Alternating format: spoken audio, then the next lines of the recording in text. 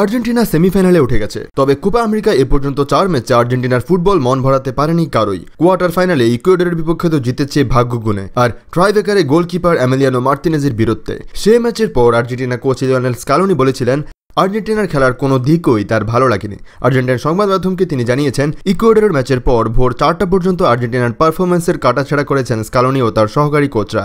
যে কাটাছাড়ার ফল দলে বেশ কিছু বদল আনতে যাচ্ছেন স্কালোনি। আর্জেন্টাইন সংবাদ মাধ্যম 23 স্পোর্ট তো জানাচ্ছে বদলগুলো মূলত মাঝমাঠ আর আক্রমণে আসছে বেশি। বাংলাদেশ সময় আগামী বুধবার সকালে সেমিফাইনালে কানাডার বিপক্ষে নামবে আর্জেন্টিনা। সেই ম্যাচের জন্যই এর মধ্যে একাদশ অন্তত 3টি বদল ভেবে রেখেছেন স্কালোনি। 23 স্পোর্ট তো জানাচ্ছে রক্ষণে ক্রিস্টিয়ান রোমেরো থাকছেই। ইকুয়েডরের বিপক্ষে চোট নিয়ে মাঠ ছাড়া আরেক স্টার ব্যাক লিসান্দ্রো মার্তিনেজকেও পুরো ফিট হিসেবে পাওয়ার সম্ভাবনা দেখছে আর্জেন্টিনা।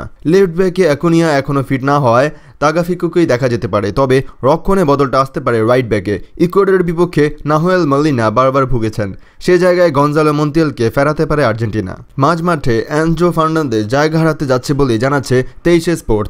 ইকুয়েডরের বিপক্ষে একাদশে সুযোগ পেলেও আলো ছড়াতে পারেননি ফার্নান্দেজ। সে কারণে রদ্রিগো দিপল আর অ্যালেক্সিস ম্যাক অ্যালিস্টারের পাশে আবার লিসান্দ্রো পারদেসকেই ফেরানোর কথা ভাবছে স্কালোনি। কানাডা নামের ভারে অনেক পিছিয়ে থাকলেও জেসি মার্শের অধীনে প্রেসিংয়ে দারুণ ক্ষিপ্র তাদের মাঝ মাঠের বাঁ দিক ধরে উঠা আলফান্সো ডেভিডসকে বড় হুমকি মনে করছেন স্কালোনি।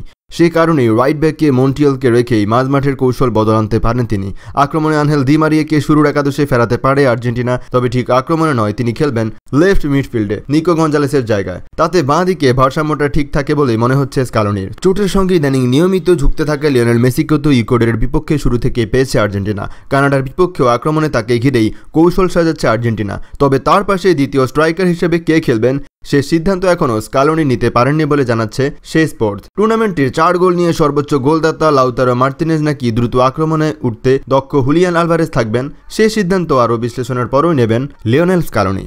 ভালো থাকবেন, পেজটিতে ফলো করে অবশ্যই সকল আপডেট পেতে পাশেই থাকবেন এবং আমাদের ইউটিউব চ্যানেলটি সাবস্ক্রাইব করে রাখবেন। Take care, stay well.